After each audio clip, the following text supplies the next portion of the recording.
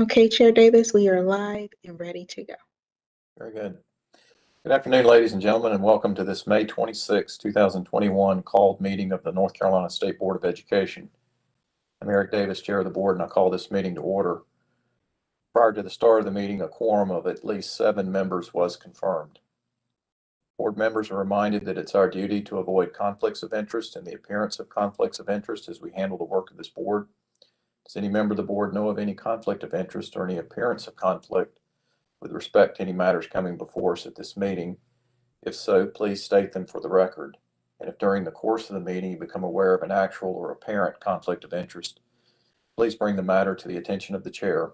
It will then be your duty to abstain from participating in discussion on the matter and from voting on the matter. We do have one change to our proposed agenda. BizOp items 1, 2, and 3 are now discussion items and not action on first read, in order to provide appropriate time for review and discussion before the board's consideration of these items in our June meeting next week. With that change, I now ask for a motion to approve the May 26, 2021 agenda.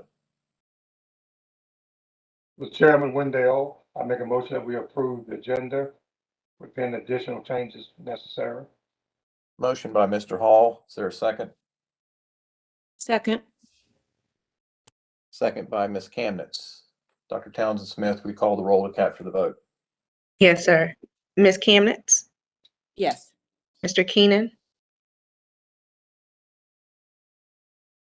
Mr. Keenan?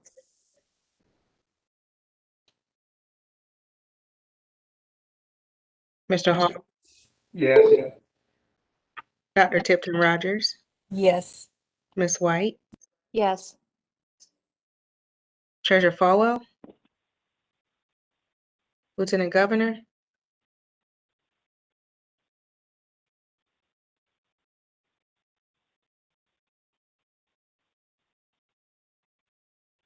Lieutenant Governor?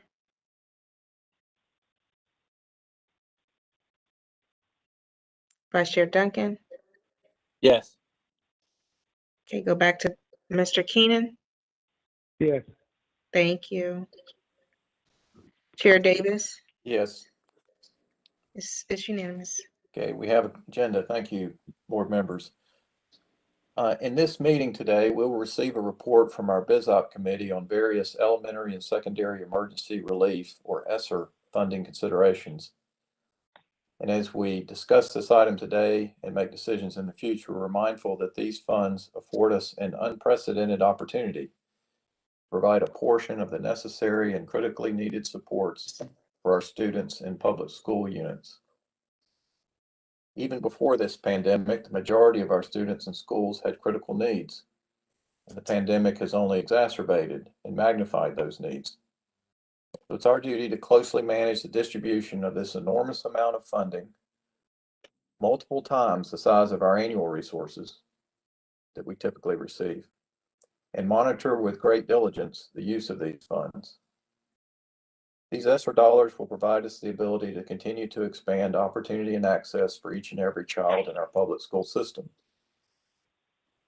With these dollars and our determination, we can continue to make progress towards our established priorities and make significant systemic change for the benefit of all of our students. In our last called meeting, we highlighted the need to receive consistent updates regarding our progress towards approving plans and use of these federal dollars. We look forward to receiving updates today and at future meetings. We'll now proceed to our committee work, and I recognize Vice Chair Alan Duncan, Chair of the Business Operations Committee. Vice Chair Duncan. Thank you. Good afternoon to everyone. On behalf of the Todd Chastain, we represent the BizOp Committee and have 3 items today for discussion. Our first item is a very significant one and goes directly to the comments the chair just made with respect to the very careful need to best use these ESSER funds that we've received over the course of the last several months. BizOp 1 focuses on elementary and secondary school budget considerations for positions. And there is a real enormous burden to account for all the funding here, as well as to wisely use positions to advance the interests of our state. We have a number of presenters. Dr. Michael Maher leads our cast as the Executive Director of Learning Recovery and Acceleration. And we will call on him, I believe, to start this presentation, which others may assist him as we go through it. But I believe this will be very helpful to the board. Dr. Maher. Yes, sir. Thank you very much. So good afternoon, Chair Duncan, Vice Chair Duncan, Chair Davis, and board members. Thank you for the opportunity to come today and talk to you all about the positions that we are requesting to help us manage these federal funds. I also appreciate your willingness to talk with us as this is really an evolving kind of process, and we continue to develop a better understanding of the need in order for us to effectively deliver and manage and provide oversight of these funds. As Chair Davis mentioned, we are looking at, in essence, unprecedented amounts of funding that far exceed our normal amount of funding that we have to work through. So what we're going to do today is talk through the different positions in each of the respective units and why those positions are important or the kinds of work that they do, just so that everyone kind of fully understands the roles of each of these folks. You know, from my own perspective, it's been quite eye-opening to learn the number of responsibilities that there are related to these funds, everything from building out applications to the kind of monitoring compliance and technical assistance that's required, as well as the accounting and then auditing of these funds. So it's quite a long list of responsibilities that the agency has in managing and delivering these funds. So I'll start off and talk briefly about the Office of Learning Recovery and what we're asking for, and then we'll move through as you see in the document here with each of the respective individuals, Dr. Townsend, Ms. Rousseau, and then finally Ms. Schaus. So in the Office of Learning Recovery, we're asking for 4 positions. So a Director of Innovative Practices, or Director of Research, sorry. And I believe that one was previously approved, but I'm not positive. But the Director of Research is really going to help us build out the overall evaluation plan for learning recovery. And so this will be especially important as we continue or move into the work of our ESSER 3 planning. So this individual will work directly with in order to look at kind of district interventions that were put in place with ESSER 2 dollars, including the school extension program this summer. We'll also build out a longer-term evaluation program that looks at promising practices inside of LEAs and the 90% of ESSER funds that they received, as well as the 10% agency holdback. So a month ago or so, I presented some high-level funding categories that we are proposing, and we continue to build those more out into kind of greater granularity. But there are a number of statewide initiatives that we are also planning to put in place, and we want to be able to have a research and evaluation program that allows us to assess the impact of each of those initiatives so that we can determine longer-term sustainability once these COVID funds have run out. Additionally, we're asking for a Director of Innovative Practices. This is an individual who will work jointly with myself and Dr. Stigall. The idea is, as we get into the work of research and evaluation, we're going to begin to identify programs and practices that are effective inside of a district that we then want to scale into other districts using kind of a proof of concept model whereby once we identify these promising practices, we can build them out into a searchable dashboard to highlight those programs for use throughout the state. And so this individual is critical to helping us not only develop the dashboard, but to work directly with districts in identification of practices. Additionally, I'm asking for 2 research associates. These are folks who will help with the day-to-day data collection, data analysis, and interpretation of data. As you will come to find, there are a number of data sources so that we are trying to collect. I've begun meeting with individuals inside the agency, and we'll continue to do that to begin to identify some of the benchmark data we can use so data that exists from the last academic year.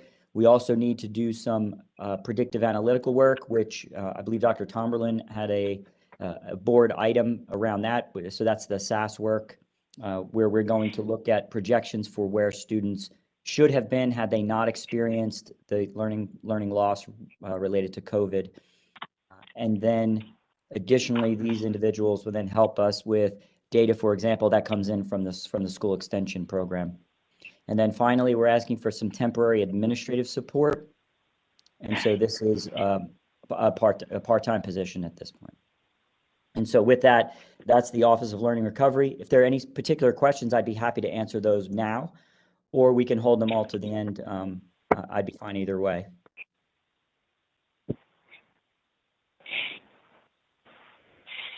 And if not, we can move to Dr. Townsend. Yeah, why don't we hold all our questions to the end at this point and let the presentation continue to the extent that helps spur questions along the way.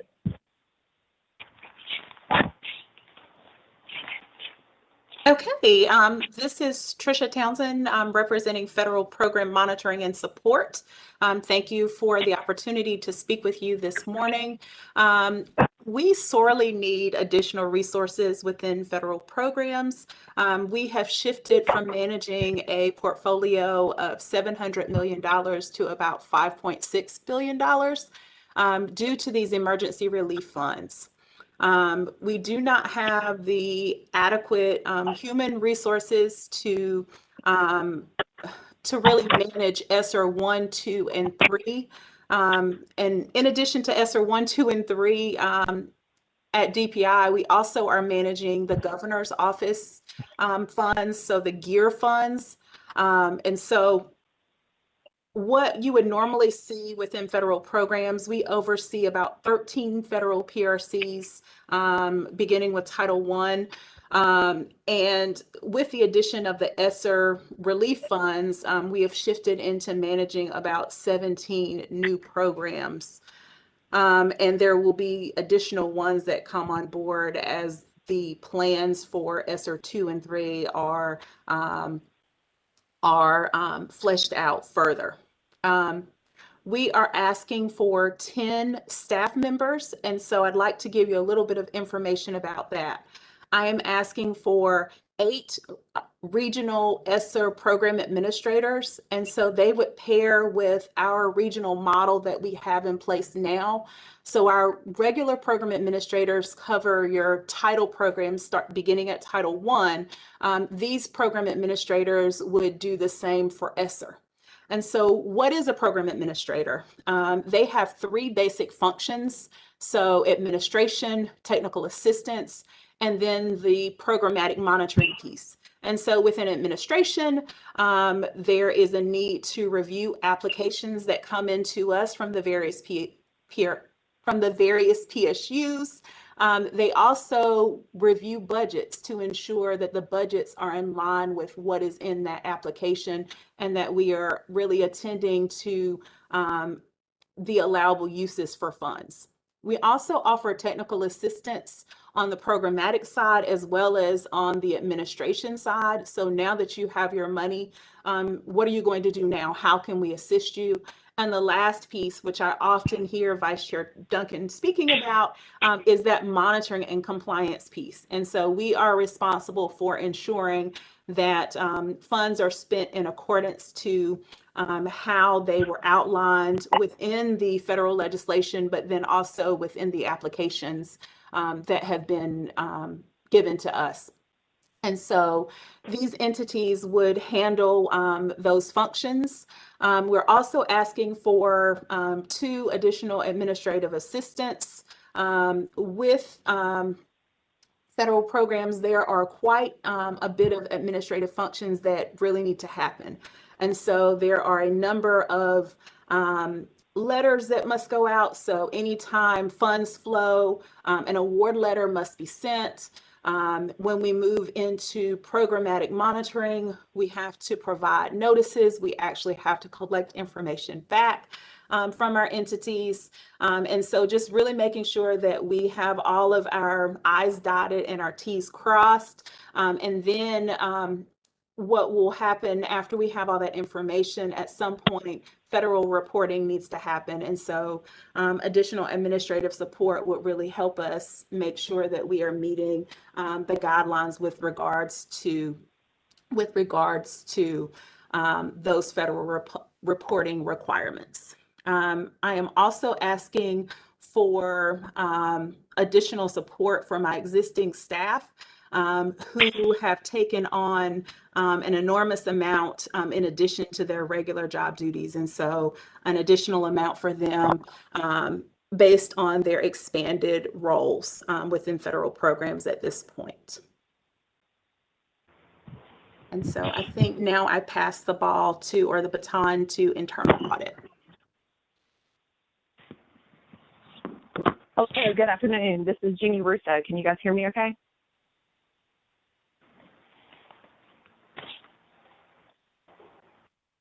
Yes, Hello? sir. Yes, ma'am. Yes, ma'am. We can hear you Okay. fine. Thank you. Thank you, Deanna. So we are proposing and requesting some positions for both internal audit and monitoring and compliance. The simplest way that I can explain the difference is the internal audit serves the state agency to ensure that we are doing things the way that we should at the state level. Monitoring compliance is PSU facing, so they will be doing the fiscal monitoring for PSUs and other entities that may receive these funds. So that's a simplified version, but kind of gives you some idea of the difference. So for monitoring and compliance, the PSU facing side, we are asking for 2 monitoring analysts, so staff, to actually do that monitoring work. We are requesting a monitoring manager to help oversee those staff, as well as potentially the 2 temporary staff that we have already. And then we are asking for an increase for the current manager, who has been taking on the majority of this work in the meantime, and will continue at least until we have this other manager on board and well trained. For that piece, we're also asking for some contract money. We would like to use that contract to either, either way, to do the transaction testing, so to help with some of the transaction testing, whether that be contracted out through a state term contract or using temporary staffing to be able to do that. On the internal audit side, we are requesting 2 internal audit staff to help do work at the state level. We are asking for a lead to help lead that charge, and for an IT auditor, an IS auditor, someone with the information systems experience that could look at any and all systems that we have, that anything ESSER touches, and whether that be applications or funding streams, could do some assessments of those systems to provide us some assurance about the systems that we're using. That's all I have. I guess I'm passing it to, I think Alexis is next. Yes, good afternoon. I am requesting positions on behalf of the Financial and Business Services area.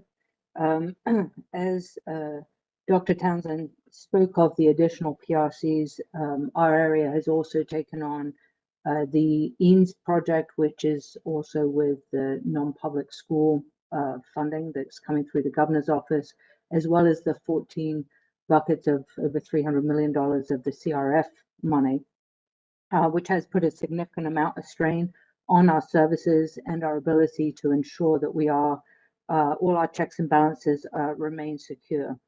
The 4 positions that I am requesting, first is related to the allotments area, that is on the school business side.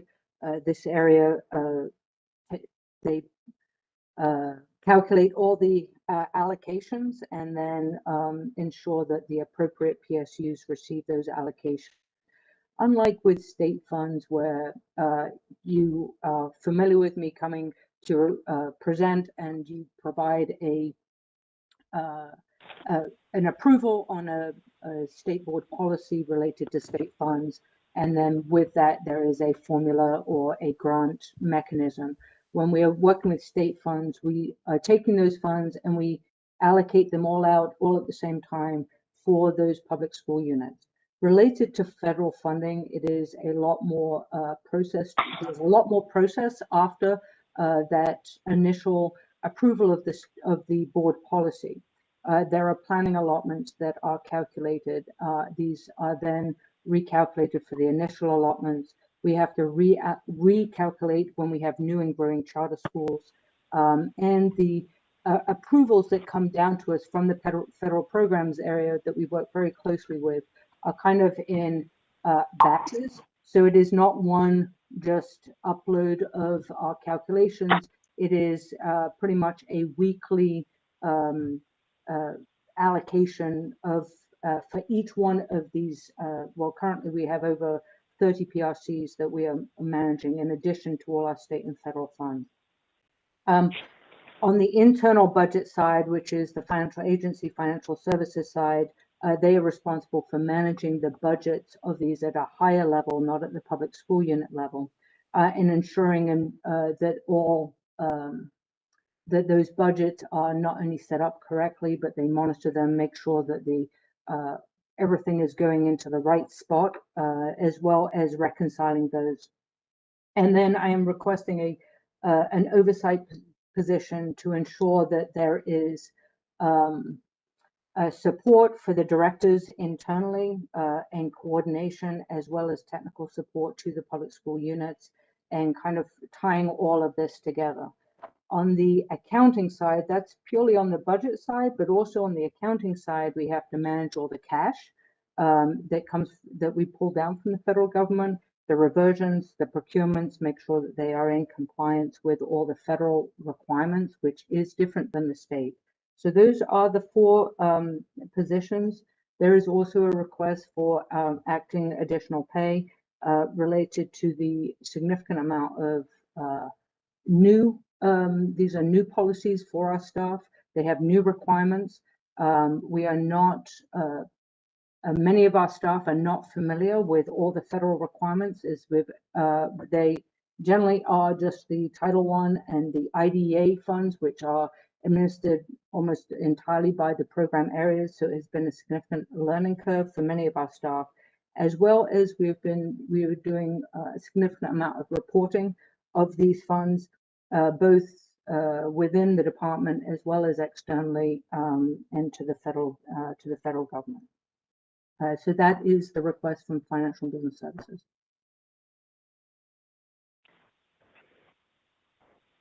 Are there any other presenters, or have we concluded the presentations at this point, as I believe we have? That is everyone at this point.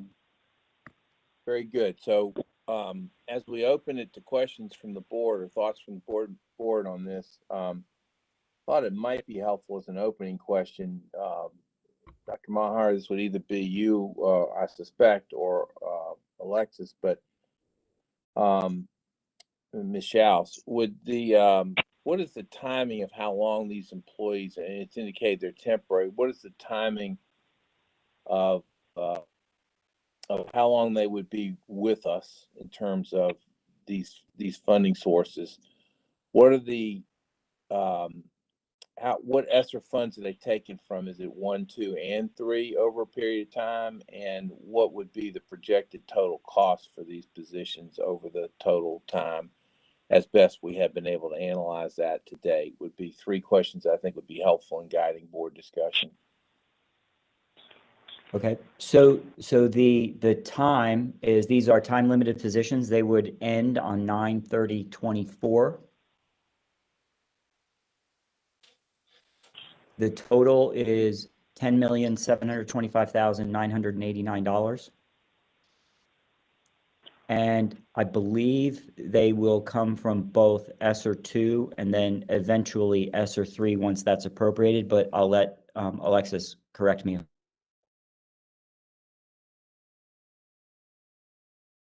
Yes, well, we would ask if these positions were to be approved by the board, we would ask that there is flexibility as to the funding source.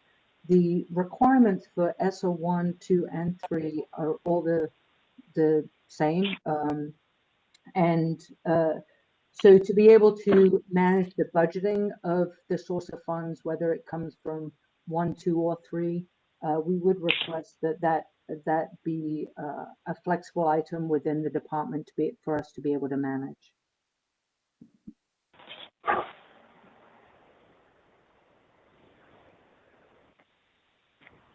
Thank you for that additional information. And with that, let me open it to the floor because there may well be some questions, and I want everyone to have a chance to ask them. This is a very important funding, and the oversight is remarkable, which is, puts a real burden on our staff, as has been described, and there is a need for additional personnel. So how we approach this is important. So the questions and comments of board members, please are welcome at this point.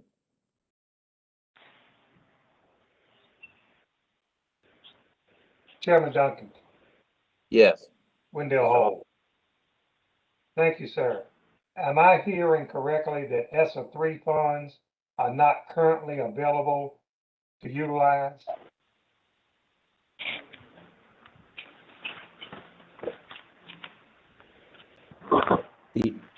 To clarify, the ESSER 3 state agency holdback, the 10% are not currently available because they've not been appropriated by the General Assembly at this point. Thank you.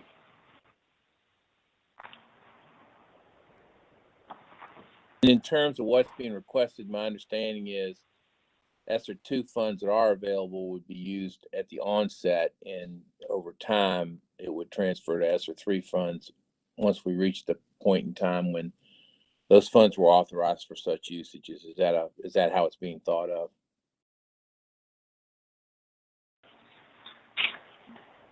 Yes, sir. And we actually have some SL1 funds that have not been utilized for administration funds that have not been utilized in addition. There's just about $450,000 left in there. And the time stamp or the time on that to be spent by or committed by is when, Ms. Shaw? So they do have to be expended by September 2022, and then ESSER 2 is September 2023, and then ESSER 3 the year after that. So, and is it fair to say that's why you're asking for the discretion about what funds to use it from to properly manage the use of administrative funding out of the 3 ESSER programs? Yes, sir, just to avoid any unforeseen reversions that may occur. Very good. All right, additional questions, thoughts, and comments?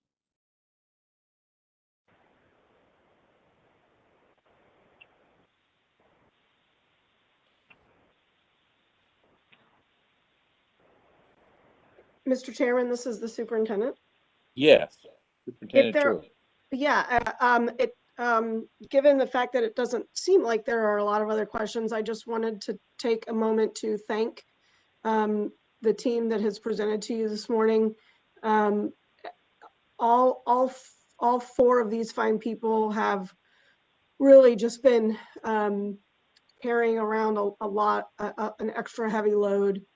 And we are really looking forward to getting them the support that they need so that they can do this work carefully and with the consideration that it deserves, and so that we can always be confident that we are in compliance and are supporting districts the way that they would like to and need to be supported.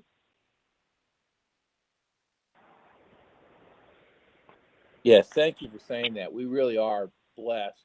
These folks who have spoken with us today and their colleagues, the various areas in which they work, really have had a tremendous amount of work placed upon them. And one of the purposes of this presentation is to try to help bring home to the board that fact, and that there really is a need to administrate this amount of money that we are now dealing with in a responsible and high level of stewardship manner, and wouldn't be happening except for the efforts of these folks and their colleagues. And so I appreciate very much lifting up and the need to praise and thank the work that's going on, because it has been quite extraordinary. Other questions or comments on BizOp 1?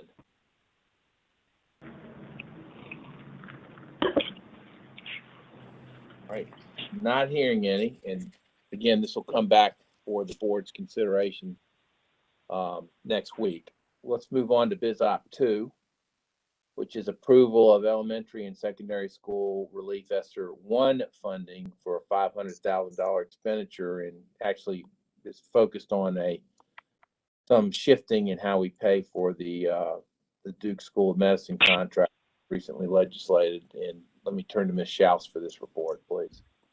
Thank you, sir. Yes, this item is requesting that we modify the use of SL1. As you recall, SL1 was from the CARES Act that the state board approved the state leadership amounts back in the summer about the summer of 2020. Per the federal government, we do have 1 year, which ended in May 11th, to obligate these funds. And you can see in this summary here that you can see the amounts above in the first bucket is all the allocations that went out to the public school units, and those are final allocation amounts. And then that next group is what the state approved the department to use those state leadership funds for. You'll note there that there is an item, all those contracts were executed, and the district and school transformation positions are being filled, and we have met the obligations. The item that states the Duke contract for $500,000, we are requesting that was previously approved for $50,000 to develop and print posters for sanitation posters for public schools. This was not completed. So in lieu of that, we would request that the legislated required contract for the Duke School of Medicine be permitted to utilize those funds to avoid the reversion. This contract was executed March 26th of this current fiscal year, and so does meet that timeline. In addition, we are requesting that $450,000 of the administration money be moved up into the leadership bucket in order so that the full amount of that Duke contract be permitted to be funded out of SL1. And then you can see the remaining amount of administration money. And as I stated previously, there is still approximately $450,000 of that administration money that is still available.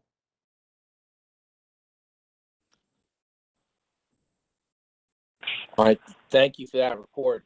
This is probably a moment to stop and compliment the work that's going on here. That was a great deal of money to administer and to watch over, and it was successfully done without reversion, and at the same time, more importantly, it was done so that the money was spent in a meaningful manner.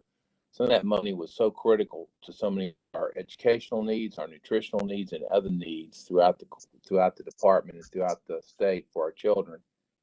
And the fact that we were able to do it in this manner and all the way down to the last $50,000 for something that was ultimately deemed not needed because the students weren't in school, and still make good use of those with respect to the ABC project from Duke is a real testament to how carefully they were watched and what a great job our staff is doing. So I do want to lift that up and say thank you again for the work that's going on here.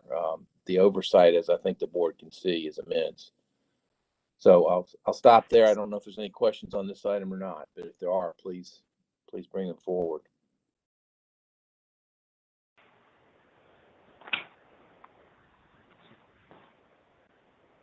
All right, not hearing any, we'll move on then to BizOp 3, which is our last BizOp item for today, which is respect to SR2 funding, and it is for North Carolina Virtual Public Schools budget consideration for the school extension program for students in grades 9 to 12. And I believe, I know we have a short PowerPoint presentation. Dr. Taylor, Dr. McBroom, and Dr. Maher are all involved with this, and I will defer to whichever one. I believe it may be Dr. McBroom who will lead us through the presentation, and welcome. Yes, good afternoon, Chair Davis, Vice Chair Duncan, Superintendent Truitt, and other members of the board. Thank you for allowing me to join you. I'm Rachel McBroom, and I have the pleasure of serving this state in my role as the Chief Academic Officer for NC Virtual. Today, I would like to share with you our plans for our expanded summer offerings. As you all are aware, we are a supplemental program and we exist to help support our public school units as they support the learning needs of their students.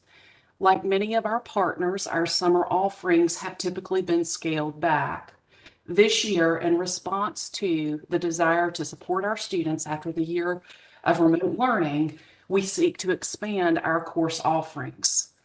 In direct response to Session Law 2021-7, NC Virtual will bring back teacher-supported module-based credit recovery courses. In these courses, students will take a pre-assessment for each module. If they demonstrate mastery of the standards addressed in that module, they'll proceed to the next.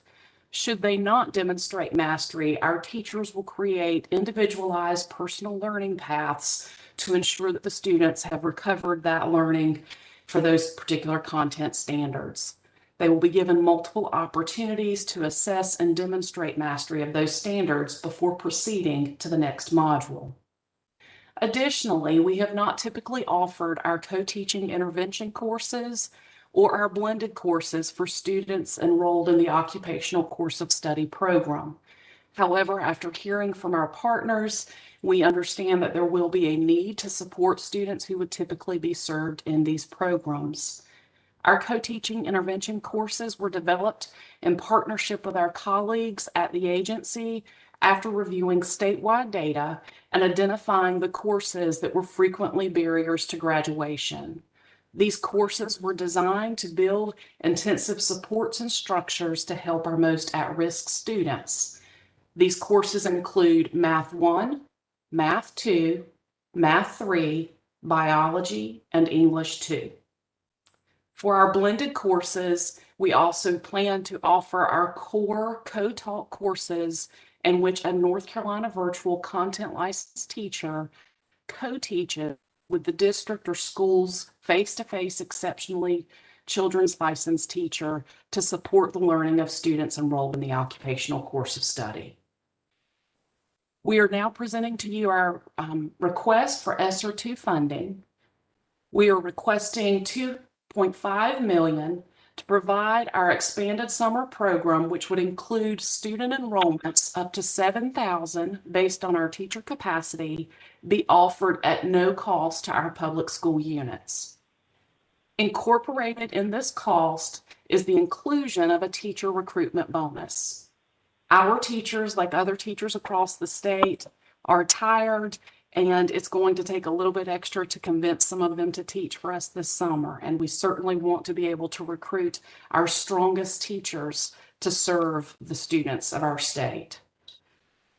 The cost of that bonus, if you will remember, our funding formula, our teacher pay is on a per student enrollment basis. So the recruitment bonus would be the equivalent of an additional $106 per student enrollment. Mr. Duncan, I'll turn it over to you, and I'm happy to answer any questions. Thank you. There may be some questions, so let me open up the floor, and if there are none, I may ask a couple at the end, but please, anyone who has a question or comment, please jump in.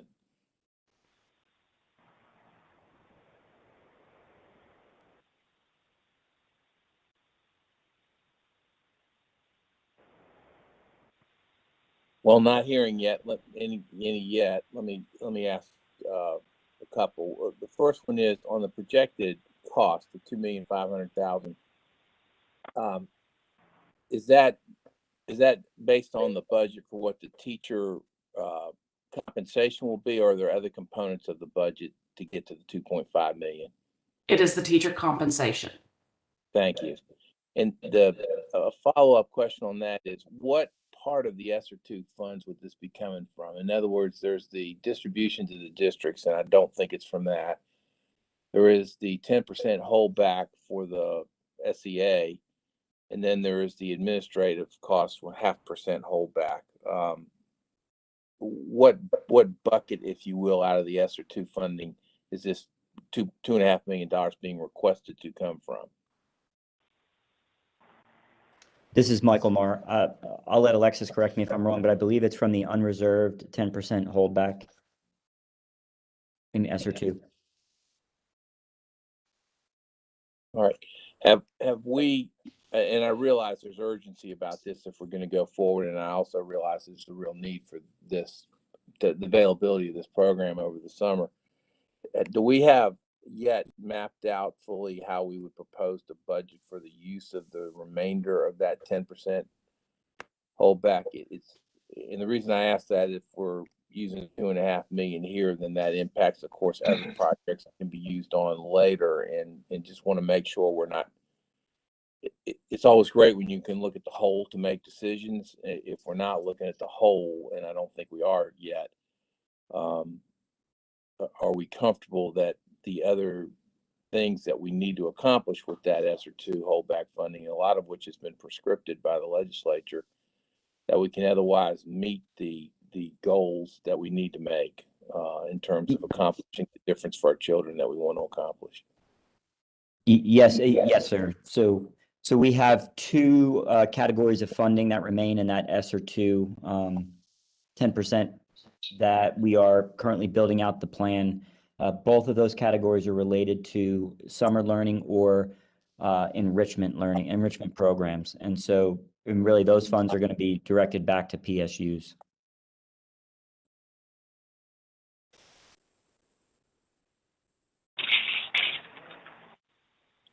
All right, are there additional questions, comments, thoughts?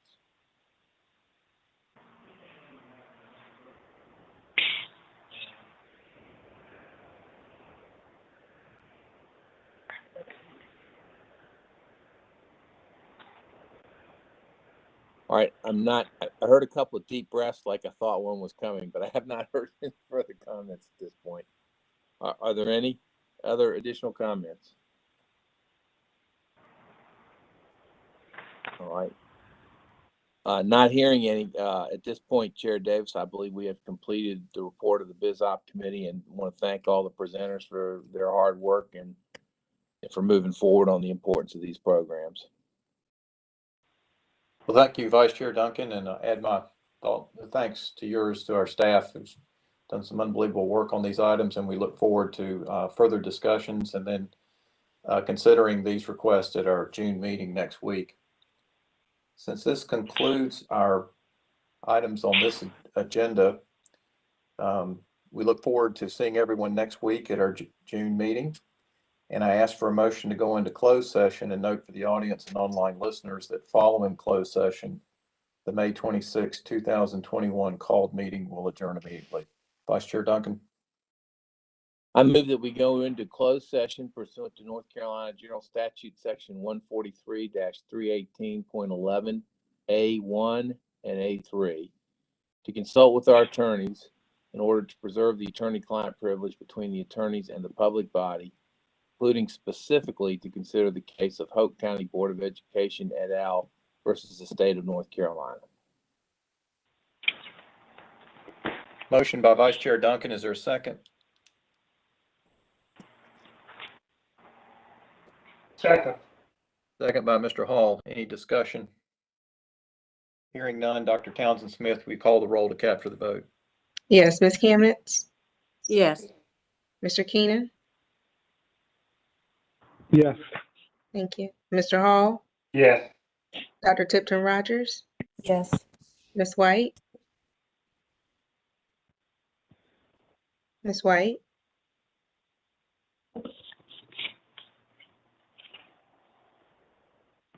Vice Chair Duncan, Yes. back to Ms. White, Lieutenant Governor, Mrs. White says yes. thank you. Chair Davis, Yes. we're good to go and close, sir. Terrific. We'll move immediately into closed, and Dr. Townsend Smith, if you can let us know when we're ready. Thank you all. Yes, sir.